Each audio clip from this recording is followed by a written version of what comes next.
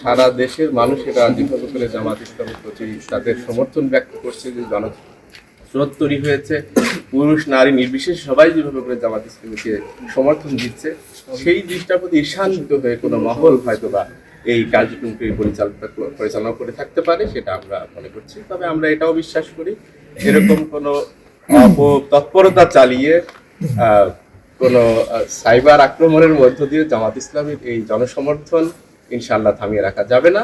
ইনশাআল্লাহ বাংলাদেশ জামাত ইসলামী যেভাবে করে জনসমর্থন পুরুষ নারী উভয় সকল প্রকার মানুষের জনসমর্থন পাচ্ছে, ইনশাআল্লাহ আগামী দিনে বাংলাদেশ জামাত ইসলামী সগৌরবে ইনশাআল্লাহ জনগণের ভালোবাসার সামনে এগিয়ে যাবে। যখনই জেনেছি তারপরে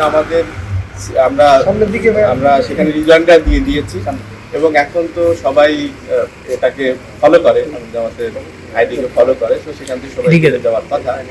তো এটা একটা বিষয়। আর আমরা আসলে আমাদের সাইবার টিম সেটাকে প্রচেষ্টা চালাচ্ছেন যে কিভাবে এই ঘটনা ঘটেছিল সম্পূর্ণভাবে জানার জন্য, সেটা ভালোভাবে জানার মধ্য দিয়ে তারপরে আমরা জিডি করার জন্য আমরা সিদ্ধান্ত নিয়েছিলাম। তো সেটার জন্য একটু সময় দিয়েছে। আমার নাম সিরাজুল ইসলাম, আমি বাংলাদেশ জামাত ইসলামের এবার যে কেন্দ্রীয় নির্বাচনী পরিচালনা কমিটি হয়েছে সেটা